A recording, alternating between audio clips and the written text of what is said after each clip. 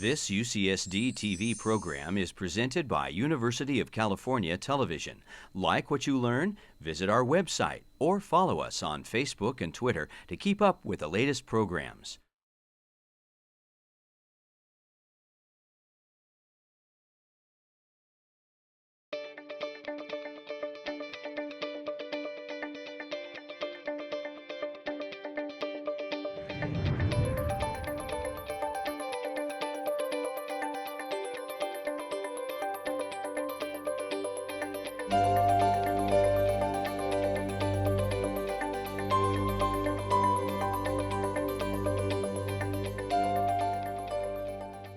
It's a great pleasure to be here in sunny San Diego and congratulate Carol for putting this outstanding symposium together, for the opportunity to be here, and Cedric and all my friends that are out here. So I'm going to give you a very broad overview about sunlight and health. And I knew that I was in trouble because I had this varied audience with varied experience. So I went to a physician who's kind of an alternative medicine doc who really, I think you all know and respect for his wisdom. And I asked him, how is I going to do this? And thanks to the IT people here, we were able to get him to make a comment. And indeed, I received support from NIH and UV Foundation, and I also am a partner with Rob Williams at Ontometrics. I also get support from the sun. And indeed, you're an idiot. That's what the alternative medicine doc was saying, right? And so what am I going to tell you about sunlight that you don't already know about? Because we keep hearing about sunlight being bad for your health. And indeed, as you heard from Carol, both the Surgeon General and the FDA warn us about any exposure to sunlight. And the mantra still from the American Academy of Dermatology is that you should never be exposed to one direct ray of sunlight in your life. And so the public's view of sunlight these days is certainly like this. And indeed, if you look at the screen test and you look at risk for skin cancer and concern from our young, it really is quite significant. In fact, when you really think about it, I think this kind of slide says it all. Wow. Indeed, that's what we've been taught about the sun, and that sun's rays can cause damage to your skin. And so no kidding, excessive sun exposure will increase risk for skin cancer. So there's an evolution thinking about beachwear. Here in the 50s and the 70s, right, and new millennium, there's lots of sunscreen and a lot of clothing. And so indeed, this slide kind of says it all, because we were born, we evolved in sunlight, we've always appreciated the beneficial effects of the sun.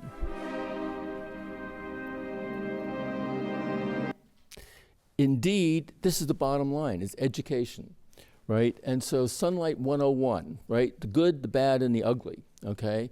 And so when you think about sunlight, there is very many beneficial effects, but certainly if you're exposed to a lot of sunlight, you can have some negative consequences, and also you can have some ugly consequences as well. So I thought I would explore many of these with you, including the role that sunlight plays in making vitamin D. So sunlight exudes energy, and it's really remarkable that the amount of energy that's coming out of the sun. And so it's electromagnetic spectrum from cosmic rays all the way up to microwave and radio wave radiation. And it's the envelope around the Earth that really prevents most of the most serious and potentially harmful rays from reaching the Earth's surface. And in fact, if you look at the spectrum for sunlight, you can see that tiny amount of UV is actually reaching the Earth's surface. In fact, if you look at radiation reaching the Earth's surface, about UVB, 0.1%, UVA, 4.9%, visible, 39%, and here, infrared, about 56%. And it turns out that evolutionarily, this UVB, of course, played a critical role in the production of vitamin D. So what are the consequences of being exposed to sunlight and to EMR? And so if you look at the electromagnetic spectrum, and you can look at ionized radiation, UVC, it certainly is used very effectively as an antiseptic in a variety of circumstances, including in surgical suites. But it's UVB and UVA that we most are concerned about. And it's worthwhile noting, of course, you remember from high school days, is that the higher the wavelength, lower the wavelength, higher is the energy. And so as a result, when you're exposed to sunlight, what's quite remarkable is that the wavelength and energy, right, are inversely proportional. So that the higher the wavelength, lower is the energy. And indeed, the dependence of wavelength and skin penetration is pretty clear. And that is that UVC hardly gets through it at all because mostly absorbed by DNA and protein. But visible radiation can penetrate deep into your body cavity. And we have not a clue what the consequence of that is, although I will be sharing with you some concepts about the period and clock genes that are present throughout your body. So when you're thinking about light penetration into the skin, UVB is penetrating mainly into your epidermis, where you're making vitamin D and having a lot of other biologic effects, including producing nitric oxide. UVA penetrates deeply into your skin because it's not efficiently absorbed by DNA and proteins, and as a result, will get into the dermal capillary bed. But visible light will go basically all the way into your body cavity. And when you think about sunlight, you always have to worry about the zenith angle of the sun and the ozone layer, because when you're directly above it and you have a zero angle, you have the most maximum efficiency of UVB and UVA reaching the Earth's surface. And in the wintertime, say in September, October, where the sun is coming in at a more oblique angle, it has to go through a lot more ozone, and therefore the UVB and UVA is being absorbed. And that shows it very nicely here, is summer versus the winter. And this will have a significant impact, especially on the vitamin D story, because we know that winter sunlight basically cannot make any significant vitamin D if you live above about 35 degrees latitude, and that there's a lot of association studies implying that winter is the time when many chronic illnesses occur.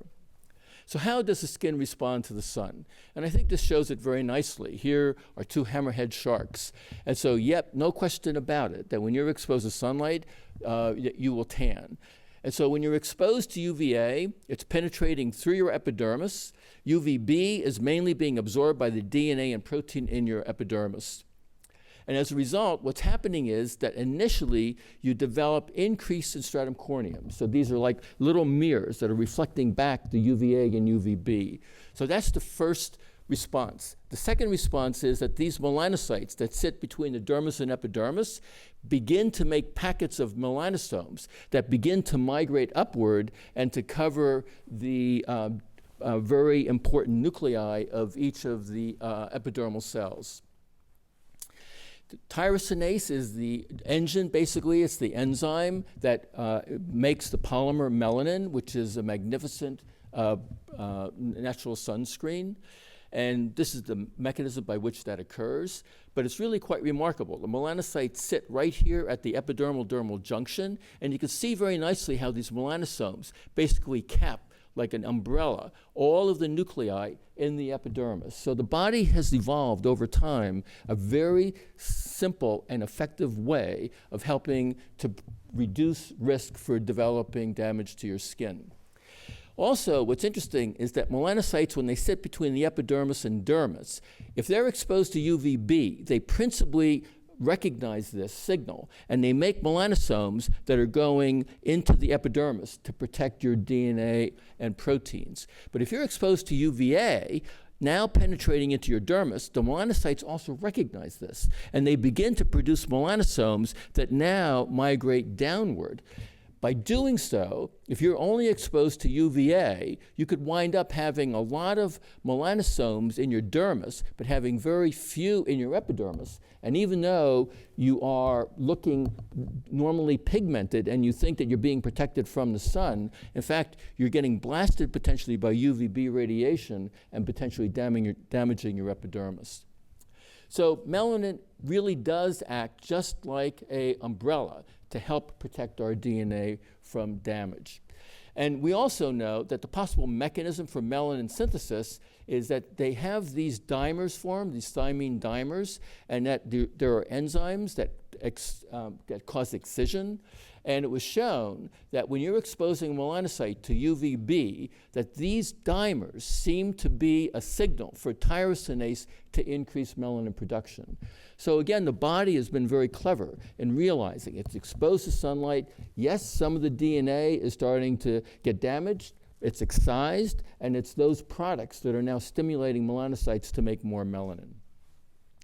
So when you're out there having a great time, if you look at the solar spectrum and erythema action spectrum and look at the solar spectrum, you could see that most of the erythema occurs right at about the range where vitamin D is being produced at around 290 to 315 nanometer radiation. But you also will have erythema in the UVA range as well. And so at noontime, about 15% of erythema occurs as a result of being exposed to UVA. 85% is due to UVB radiation. So UVA causes erythema and melanization, but you need about 1,000 times more compared to UVB. So bottom line is simple, which is you never want to burn, right? So how much you want to get exposed? You never want to look like this. And coming from New England, of course, you can't look like that, right? Indeed, can sun damage your skin? There's no question that excessive exposure initially increases the risk for actinic keratoses, right, which are these kind of scaly lesions, and continued exposure can lead to basal and squamous cell carcinoma. The ugly, of course, is wrinkling, right? And what happens is that the UVA, particularly penetrating deep into your dermis, is causing destruction of your elastic tissue. And as a result, the springiness of your skin begins to collapse because of the cross-linking that's occurring as a result of being exposed to UVA, both its direct effect as well as its oxidant effect on the collagen matrix. So, how have humans perceived the sun? There's no question that early on, that certainly we've always appreciated the beneficial effects of the sun. In fact, here, heliotherapy. Hippocrates prescribed heliotherapy, sunbathing, for both medical and psychological purposes. And Asta, who's a good friend, had provided me with a lot of her slides, and I'll note that in each of the slides that I'm using from her presentation. So for humans, of course, the story really begins with the Industrial Revolution back in England. In the 19th century, most scientists thought that the effect of sunlight on the skin was due to heat generated by exposure. In 1801, UV radiation was actually discovered by Ritter. E. Holmes did an experiment, and he showed that if you were exposed to sunlight on your hand and looked at the temperature, that you would have pain, blisters, and erythema. If you took sunlight with a cloth and even had a higher temperature, that there was no pain, blisters, or erythema. So he had the first insight that exposure to sunlight on the skin was having some kind of a physiologic effect. And in fact, he showed very nicely that black Grenadians' hands exposed to sunlight had no effect, provided the first insight that sun's radiation, not heat, had a biologic effect on the skin, and that melanin was protective from sunburning back in 1820. 1820, black skin pigment, defense against scorching effects of the sun. Also, it turns out that Sniadecki, at the same time in Warsaw, Poland, began to realize something because children in Warsaw had a high incidence of rickets. And so he did an association study, realizing that maybe there was an association with sunlight and rickets. And he realized that children living in Warsaw, in the inner city, had a high incidence of rickets, but the children living in the rural areas outside of Warsaw didn't. And so he said was strong and obvious was the influence of sun on the cure of rickets and the frequent occurrence of the disease in densely populated towns where the streets were narrow and poorly lit. 1822, Sniadecki. Now, who was going to believe a Polish physician in 1822, right? In 1897, Finson began treating lupus vulgaris, which is TB infection of the skin, with ultraviolet radiation, and he got the Nobel Prize in 1903. And in fact, Finson phototherapy became very popular, where people were being put outside and exposed to the direct rays of sunlight. And here are some good examples of before and after. And indeed, you could see that this was quite a dramatic impact, and as a result, realized that phototherapy had significant importance. So heliotherapy was born, right? And Rollier, in particular, was a very strong proponent.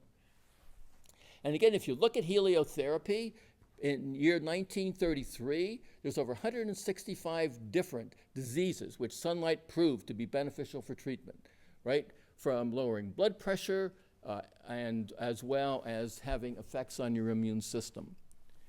In 1889 in Boston, 80% of infants had evidence of rickets. And so that was a major issue. And it was Holczynski in 1919, this Viennese physician, who realized that you could irradiate children with the mercury arc lamp and actually treat rickets. I mean, at the time, people thought this guy was a nut, because how could exposure of your skin have any impact deep on your skeleton? In fact, he was clever enough to realize if you irradiated one arm, that you could actually demonstrate curing the rickets in the other arm. So he knew something was being made in the skin, entering the circulation and having a direct effect. And so here is some of the earliest x-rays of Holczynski, October 1st, 1918, right? And here, November 12th, 1918. Just exposure for 6 weeks to ultraviolet radiation was considered to be an infallible cure for rickets. So two physicians finally realized if you can irradiate people with ultraviolet light, why not sunlight? And indeed, they showed, Hess and Unger in New York City, 1921, published in JAMA, that they could cure rickets with sun exposure. This led to a novel concept. Our government actually set up an agency back in 1931, sending brochures to parents to recommend you put your children outside for sensible sunlight in order for them to prevent rickets. We also know that kids with rickets were more likely to have upper respiratory tract infections, as well as dental caries, and all of the benefits for sunlight were beginning to be appreciated in the 1930s. 1939, this is typically what was typically happening in many hospitals around the world. And then also you could go to your local pharmacy and to buy one of these lamps, and they were using them to irradiate kids. And in fact, Sperdy came out with a mercury arc lamp that you could bring home. You would have goggles on your children. They'd be exposed to sunlight and would prevent them from getting rickets. But it was Harry Steenbach who thought of something different, which is if you can irradiate people and animals, why not irradiate the food to impart anti-rickettic activity? Because he realized that cows don't put vitamin D in their milk. And so he started the concept of irradiating milk. So the magic vitamin D, Steenbach process, irradiation with ultraviolet light. This led then to the concept of irradiating yeast, and irradiated yeast were then used for leavening bread, which was a good source for vitamin D. And so everybody began to appreciate the healthful benefits of vitamin D, and it was all coming from exposure to ultraviolet radiation from some source. Even Bond Bread was using irradiated yeast and demonstrating that it had adequate vitamin D, and recommended if you didn't want your children outside every day naked, that you better eat vitamin D fortified Bond Bread. And so as a result of Steenbach, who realized if you could add the precursor ergosterol to milk and irradiate it, and you could have anti-rickettic activity, and then ultimately when vitamin D was easily made and inexpensive, they started fortifying milk with vitamin D. Basically, it eradicated rickets. And as a result, people no longer thought about the healthful benefits of vitamin D coming from the sun. In fact, if you look at from 1900 to 1940, phototherapy flourished. Then there was swallowed up by pharmacology. So the introduction of penicillin basically really kind of heralded pharmacology, and that everybody now thought all you need to do was to take a pill and that you could cure all ills. In fact, the dermatologists today still tell you you should never be exposed to one direct ray of sunlight. In fact, if you ever put your child outside without a sunscreen, you could wind up on America's Most Wanted for child abuse. So, does sunlight have any beneficial effects? So the good, production of vitamin D, feeling well-being, regulating circadian rhythm. And so what about the big deal about D deficiency. You're going to be hearing a lot more about this from others over the next 2 days. But even back in '07, Discover magazine considered vitamin D to be very important for overall health and welfare, as well as Time magazine, 10 biggest medical breakthroughs, more benefits of vitamin D. And we're now recognizing that wherever you publish, whether it be New England Journal of Medicine or Fitness magazine, the supervitamin has certainly got a lot of attention. And even teens are appreciative of the sunny vitamin D. And so, as you'll be hearing over the next 2 days, that not only is rickets the issue with lack of sun exposure, but we think that vitamin D deficiency increases the painful bone disease, osteomalacia, may increase risk for diabetes, multiple sclerosis, rheumatoid arthritis, infectious diseases, hypertension, heart disease, common cancers. You may recall from that slide on heliotherapy and that 165 list, almost all of these are on that list. They appreciated back in the 1930s that sun exposure helped reduce risk of these chronic illnesses. So vitamin D is a sunshine vitamin, whether you're an amphibian, reptile, avian species. Curiously, we did a study in chickens. I had a bunch of hungry graduate students and decided, where do chickens make their vitamin D? The thinking was originally they were making it on the surface of their feathers because they were preening themselves, and that they would then be cleaning themselves and consuming the vitamin D. But that didn't make any sense physiologically. And in fact, we found out that actually it's only on the top of the head where there's very little feathers, and about 10 times more provitamin D are on the legs than it would be on the back. So Mother Nature knows exactly where sun exposure occurs and where to produce vitamin D. Certainly, lower primates still depend on sun for their vitamin D requirement, but curiously, cats that are covered from head to tail with fur, can they make any? The answer is no. It was demonstrated that cats have no pro-vitamin D3 in their skin, and as a result, they totally depend on what they eat for their source of vitamin D. So our hunter-gatherer forefathers outside every day, of course, were making vitamin D. So as people migrated north and south through the equator, the question was, were they being able to make enough vitamin D? And it turns out that these dark-hairy Neanderthals actually weren't dark and hairy at all, but they likely were Celtic, that they probably had a mutation of their melanocyte receptor. And as a result, we think probably, and you'll be hearing a lot more from Bruce Hollis about this, is that the reason probably for the disappearance of skin pigment as people migrated north and south to the equator is that here's a healthy pelvis of a normal female. This is a pelvis of a female, likely had infantile rickets, and as a result has a very poor pelvic outlet, flat pelvis, difficult time with childbirthing. Now, we showed many years ago you can't make good vitamin D in the wintertime, and so I took my daughter on safari to Kenya, and sure enough, you can make it year-round. But you cannot remove this from your taxes as a medical expense. But I tell you what, this Sambora warrior, he's perfectly designed for his environment, and indeed, when you compare and contrast, there's no question my gene pigment devolved. And so, how do you do it? Well, when you're exposed to sunlight, it's the precursor of cholesterol in your skin, absorbs ultraviolet radiation, converting it to vitamin D. Now, you may ask, if you're on a statin and you prevent cholesterol biosynthesis, does it have an impact? The answer is no. Statins don't get into your skin to affect this process. Now, she has a lot of bad habits and a lot of worries, but one thing that's amazing about sun-induced vitamin D, you can never become vitamin D toxic because you make all these photoproducts. We're doing research right now, so this issue of doing more research is that why do you make all these photoproducts? It's likely that they have biologic effects. And in fact, Rebecca Mason in Australia has suggested that some of these that are hydroxylated may have anti-cancer activity, and we've reported very similar types of studies. So you can never become toxic from sun exposure. But it is true, because I'm asked the question, if you take vitamin D as a supplement or you're exposed to sunlight, does it make any difference? Well, the difference for sure is that when you make it in your skin, it lasts 2 to 3 times longer in your body than it does when you take it as a supplement. So what about bone health? There's no question that it's essential. Whether you're a rodent or a puppy or a cow or a chicken, all vertebrates need a source of vitamin D. And even the pet industry, because there's about 10 million households in the United States that have pet reptiles, they know that they need vitamin D. And certainly you always have them indoors, so of course industry rose to the occasion. So you can go to your local pet shop and buy simulated sunlight that has UVB radiation for $40 so that your pet reptile at home will make vitamin D in its skin. Now, we don't do this for our nursing home residents, no, but we do this for our pet iguanas. This is the problem, because it's assumed if you have a healthy diet, you're getting all the vitamin D that you need. But we and others have shown many years ago that no matter what diet you have in the United States, if you're not taking a significant amount of vitamin D supplementation, no child or adult in the United States can get enough vitamin D from their diet.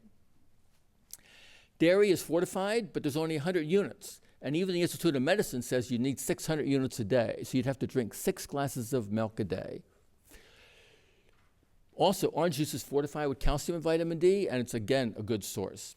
Mushrooms, they make vitamin D. We don't exactly know why, but the mushroom industry thought this is a great idea, so you could go to your local produce section and now get a source of vitamin D by having UV-exposed mushrooms.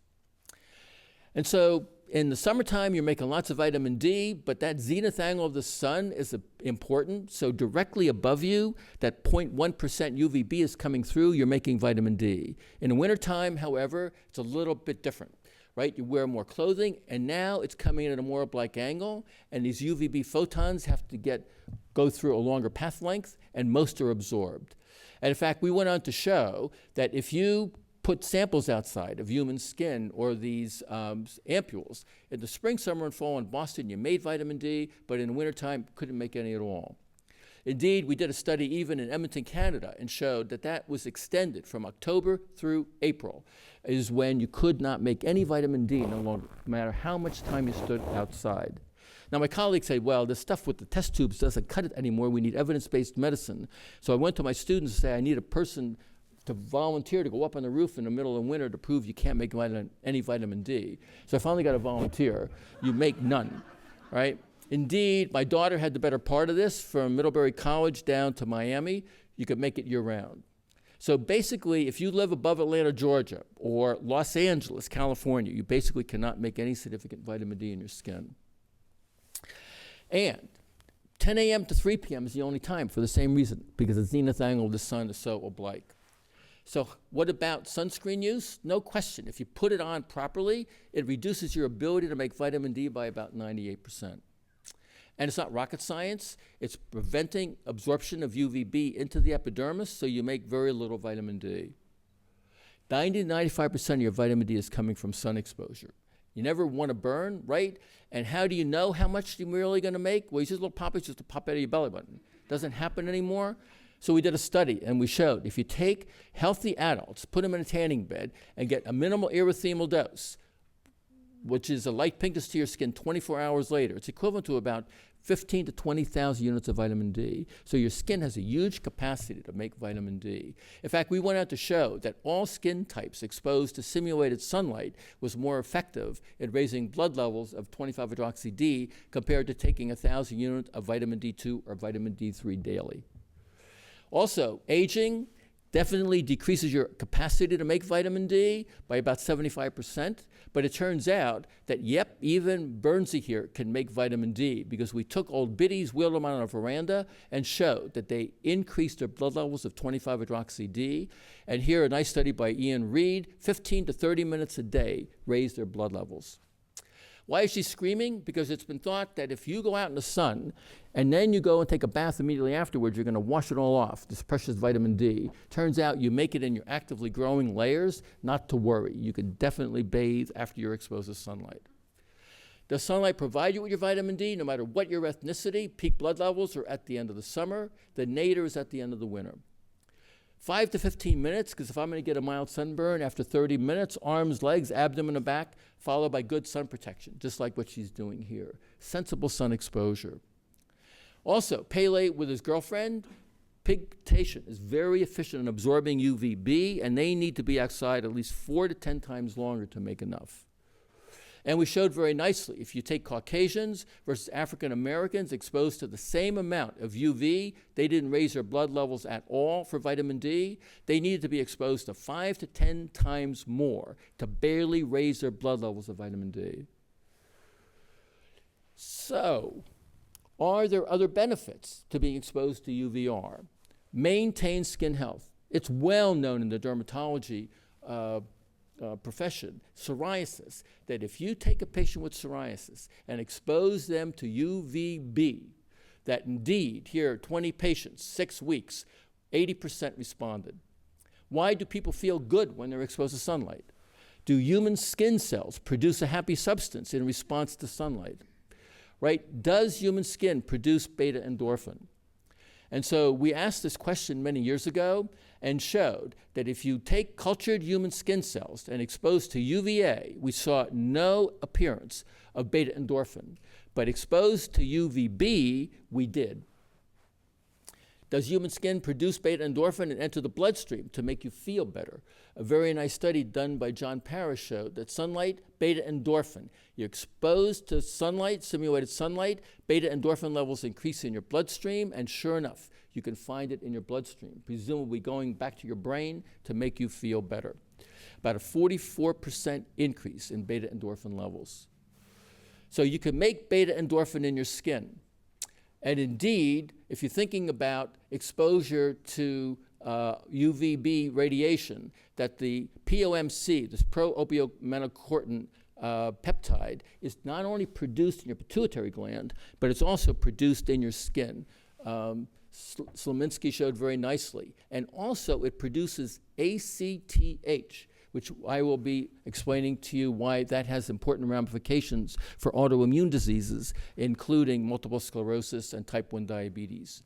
So when you think about beta-endorphin, an opiate peptide, when you're exposed to sunlight and you're making it in your skin, you definitely are feeling better because it's likely getting back into the brain to improve pain relief, feeling of well-being, and relaxation. Endorphins also are good for wound healing, cellular differentiation, and pain. And here's a study that showed very nicely changes following a single dose of UVB in terms of beta-endorphin levels. And when you look at naltrexone, which is an antagonist to opioid, that you could see very nicely that you could actually make much more beta-endorphin and have a marked effect on brain in terms of feeling better than you can by taking an opioid. And so also endorphins are natural pain and stress fighters. If you look at these symptoms for fibromyalgia, pilot study suggested that UV may have some potential in reducing chronic pain and improving mood in persons with fibromyalgic-like symptoms. Sunlight deprivation and depression, seasonal affective disorder. There's a lot of information out there to suggest that it's the intensity and duration of visible radiation, in the blue range in particular, going through the retina and having an effect on the production of melatonin. So circadian rhythm, if you look at the acute effects, that you will increase serotonin, alters body temperature, heart rate, alertness, cognitive performance, brain blood flow, EEG responses, food and water intake. So all of these things like obesity and chronic illnesses have been associated certainly with people not feeling well, and circadian rhythm control could very well have a significant impact.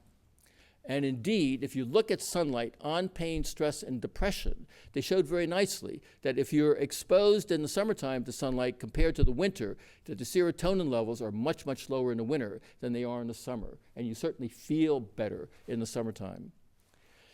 Also, there's a very nice study that showed that the 24-year-old with PMS symptoms that was exposed to bright light was having a beneficial effect on PMS.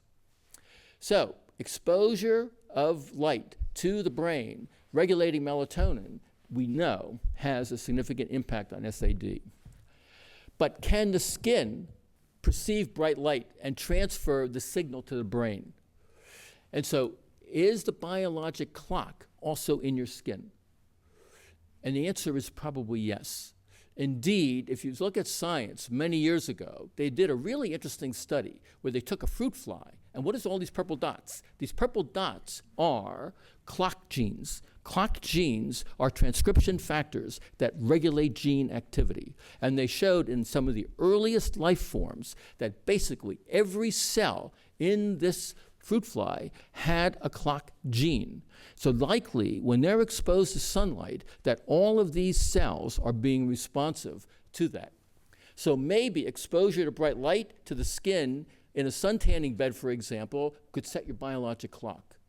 And so in 2000, we published in Investigative Dermatology Journal when we took human skin cells and looked for the production of period 1, that we could show very nicely that skin cells do in fact express period 1 gene as well as clock genes, and that they seem to be regulated by exposure to stimulated sunlight. So does UVB alter clock gene expression? Period 1 gene expression? We went on to show that UVB has a significant impact on these transcription factors. Why? It's possible that, remember I had mentioned that visible light penetrates deeply into your body cavity, and that it's quite possible that some of these clock genes are being regulated by visible light as well. We also know that UVB irradiation may help hypertension. And indeed, again from ASTA, is ultraviolet radiation and cardiovascular disease. Seasonal variation in mortality caused by cardiovascular disease always occurs mainly in the winter months, and the least is in the summer months, in June and July and August. Seasonal variation in serum cholesterol levels, again, they lower in the summertime than they are in the wintertime. Seasonal variation in blood pressure, again, up and down as a function of season. Solar UV and blood pressure. Rostand in 1979 first suggested an inverse relationship between blood pressure and latitude. Indeed, he showed that the lower the latitude that you lived, lower was your blood pressure. And we went on to do a study and asked the question, if you took hypertensive individuals and exposed them to UVB radiation or UVA radiation, would it have an effect on blood pressure? And 6 weeks measured blood pressure. So we took healthy adults, put them in our tanning bed with UVB and UVA, and 3 times a week for 3 months. Serum 20-hydroxy-D for the UVA group, because we used a polycarbonate shield to block out the UVB in the placebo group. The UVB group increased their blood levels of 25-hydroxy-D into what we consider to be the healthy range of above 30 nanograms per ml. UVA group on blood pressure, we saw no impact on diastolic or systolic. But UVB group, a significant decline in both the diastolic and systolic blood pressure. So at least in this very small study, we could show that UVB and not UVA, under acute circumstances, significantly decreased blood pressure. And we published this in Lancet, and we went on to show that even out to 9 months, that we were able to help reduce blood pressure, both systolic and diastolic, over time. Also, vitamin D has an important role to play on myocardium, on blood pressure, and atherosclerotic plaque formation. And so this could be part of the explanation for why sunlight reduces risk for cardiovascular disease. But don't forget about NO, because NO has a very significant impact as well. So not only does 25-hydroxy vitamin D have a significant impact on cardiovascular disease, but NO has as well. And it works in a variety of ways because it can impact on vascular blood flow. So the role of nitric oxide for vasodilation, UV-induced melanogenesis, you have inflammation, apoptosis, wound healing, but vasodilation is certainly a significant player that probably is having an effect on blood pressure. In fact, UVA in this study, long-term, demonstrated that there was a significant decline in blood pressure independent of UVB. UVA liberates nitric oxide from the epidermis, shown very nicely here by immunohistochemistry, and also demonstrating that the more UVA the skin was exposed to, more nitric oxide was being produced. Calculate nitric oxide release from skin stored by season and latitude. Again, if you look at the season and latitude, the lower the latitude, more nitric oxide is being produced. Also, curiously, if you look at the heme part of the hemoglobin exposed to UV radiation, it actually will release CO, carbon monoxide, which also can cause vasodilation, among having other biologic effects. Also, there's a calcitonin gene-related peptide, as well as this POMC that I've talked about, making ACTH, and a whole host of factors. And it's been demonstrated by Slominski and others that when you're exposed to simulated sunlight, that the skin cells express these genes and make these products. And indeed, even substance P is being produced in the skin. It's a neurotransmitter, neuromodulator, and it's a vasodilator. So what about the immune system? No question that there's a lot of impact of exposure to ultraviolet radiation. Margaret Kripke showed this over 30 years ago, that it causes alteration in your immune function, that she believed in a positive manner. And so UV effects on other diseases like MS. It turns out that we know that the higher the latitude that you live, higher is your risk for developing multiple sclerosis. In fact, if you live above about 35 degrees north latitude for the first 10 years of your life, 100% increased risk of developing MS for the rest of your life, no matter where you live on the globe. A study done out of Harvard, Nurses' Health Study, showed that nurses that had the highest intake of vitamin D reduced risk of MS by 41%. Also, studies have shown that the lower vitamin D status was associated with higher relapse risk in MS patients. But also, that's not the whole story, because the study done by Hector DeLuca's group showed that if you exposed mice, that you gave them an encephalitis to mimic multiple sclerosis, and you expose them to UVB versus UVA, that he could show very nicely that whereas the 25-hydroxy vitamin D levels did not change, that the group receiving UVA radiation had a significant impact on the encephalitis activity. So that there is more to the story than simply vitamin D, that the UVA is also having an effect on the immune system. So for multiple sclerosis, we also know that exposure to ultraviolet radiation will downregulate T helper cell activity and, of course, have an additional impact on immunosuppression. And so there's a lot of information now suggesting that when you're exposed to stimulated sunlight, that ACTH is being produced. And curiously, that one of the major drugs to treat multiple sclerosis is ACTH. So it's not a surprise that adrenocorticotropic hormones may not only impact on this autoimmune disease MS, but may have an impact also on rheumatoid arthritis. And indeed, even in osteoporosis, ACTH has been demonstrated to increase bone mineral density. And also, we know that vitamin D status is inversely associated with rheumatoid arthritis. UV effects on other diseases using these melanocortins. So look at energy homeostasis, analgesia, inflammation, immunomodulation, thermoregulation, cardiovascular regulation, neuromuscular regeneration, food intake, body weight control. Right? Type 1 diabetes, we've known also, of course, that the higher the latitude that you live, and you'll be hearing more about this from Dr. Gorman later on, is that the higher is your risk for developing type 1 diabetes. And it was Happonen, back in 2001 in Lancet, showed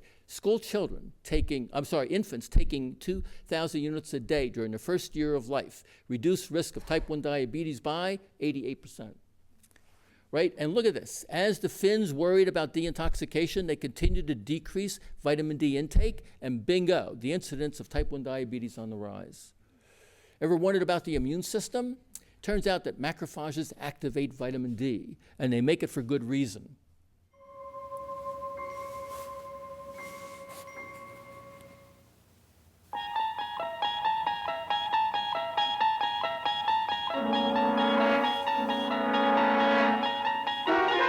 There's no question. 1849, cod liver oil and TB, Vitamin D protects against TB.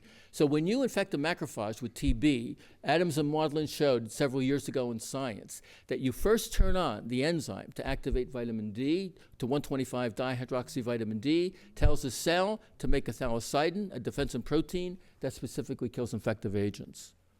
So we think that's probably the reason why solariums were so effective for patients with TB. The flu season coming upon us again, it's always been thought, Hope Simpson, that there's a seasonal stimulus. In fact, at the peak flu season, of course, is at the nadir of your 25-hydroxyvitamin D. Study done out of Yale showed that if you have an average level of 38 nanograms per ml, reduced risk of upper respiratory tract infections twofold. Influenza A infection, here in school children in Japan, 1,200 units a day, reduced risk 42%. Also, asthma has been recognized to be maybe impacted by exposure to sunlight because it does have an impact on T cell activity.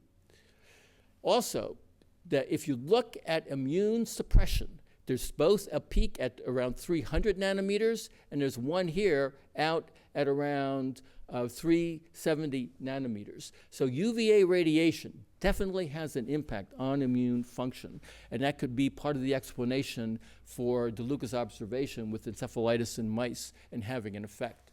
So when you think about photoimmunosuppression, there's a lot of both negatives and positives, but the bottom line is that it, in fact, is a positive for immunohealth. I'm not going to talk very much about visible radiation because you're going to be hearing about this from Dr. Wunsch shortly, but low energy photon therapy with venous leg ulcers, double-blinded, placebo-controlled trial, marked improvement using this laser type of technology. And similarly, when you're looking at red and blue laser light and looking at collagen synthesis in your skin and looking at the impact before and after on wrinkling, a significant benefit that you'll be hearing more about. So why should you care about all this? Well, actually, once your vitamin D is made in your skin, it has to get activated. And every tissue and cell in your body has a vitamin D receptor. And of course, we're now recognizing that part of the reason is that it affects a variety of genes. And you're going to be hearing a lot more about this from other speakers. But sure enough, we've always known exposure to sunlight reduces risk here in San Diego for cancer. In fact, can sunbathing reduce your risk? 1941, it was Apperly who showed exposure to sunlight. If you live northeast, you're more likely to die of cancer than if you live down south. And of course, Cedric Garland showed many years ago that you just increase your vitamin D intake to 1,000 units a day, projected reduction in colorectal cancer by about 50% reduced. Breast cancer, Nurses' Health Study showed, nurses had the highest blood levels, 50% lower risk. And a very nice study done out of Canada showed that if you are exposed to most sunlight during your early years in life, for women, reduce risk of breast cancer by as much as 69%. Possible connection? We've always known that prostate cells, right, we know that they can now activate vitamin D. And so many cells in your body have the ability to activate vitamin D, and that it induces its own destruction, so it never enters the circulation. So it inhibits cancer cell growth. And it's estimated up to 2,000 genes are directly or indirectly regulated by the active form of vitamin D. In fact, we did a study and showed in healthy adults for 12 weeks getting 2,000 units of vitamin D a day, looking at almost 23,000 genes. If you look at before and after, all of these genes in blue are turned off, they're now turned on, and vice versa. And we went on to show that up to 80 different metabolic processes, from DNA repair, apoptosis, oxidative stress, metabolic processes, anti-inflammatory activity associated with this process. Feed your genes right with vitamin D. So adequate sunlight and vitamin D is necessary from birth until death, right? Just like what our hunter-gatherer forefathers were doing. The study was done to show their average blood level of 40 to 60 nanograms per ml. Look at this. Think about disease burden, and vitamin D deficiency and sunlight deficiency is really quite significant worldwide. Look, Johnny, a spotted sunshine play to get your vitamin D. We've always appreciated the beneficial effects of the sun. So I'm a proponent of sensible sun exposure. How do you get the message out to the public? I wrote a book back in 2004. And just like Carol, I do not advocate tanning. right? But those that wish to do should do it responsibly. And like I said, you definitely increase your risk for non-melanoma skin cancer from excessive sun exposure. But everybody worries about melanoma, the most deadly form. But as we pointed out, most melanomas occur on the least sun-exposed areas. And, remarkably, occupational sun exposure decreases risk for melanoma. And there it is, in Journal of Investigative Dermatology, 2003. Lifetime sun exposure is associated with a lower risk of malignant melanoma. Right? Our ancestors' view of the sun, a little bit different than dermatologists' view. Right? No question that they recommend sun protection. Have you ever been on rounds with an EnLIGHTening dermatologist?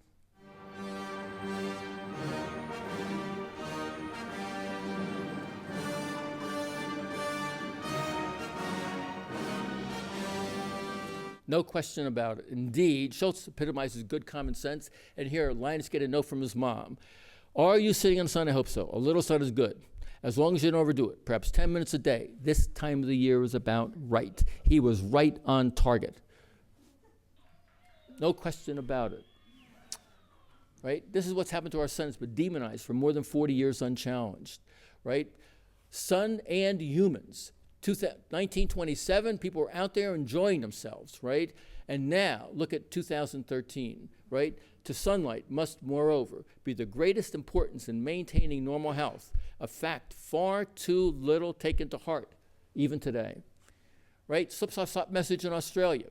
Guess who this is? 40% of Australians are deficient because this is an Australian dermatologist on vacation, and they found 87% vitamin D deficient at the end of the summer. Have you ever wondered about this? Nothing can stop that now. You know what he couldn't stop?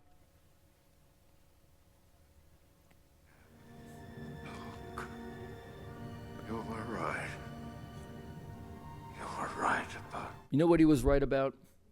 Right. Vitamin D deficiency is associated with, right, dementia, right? Indeed, sunlight and vitamin D deficiency, schizophrenia, depression, and dementia, as well as Alzheimer's disease has now been associated.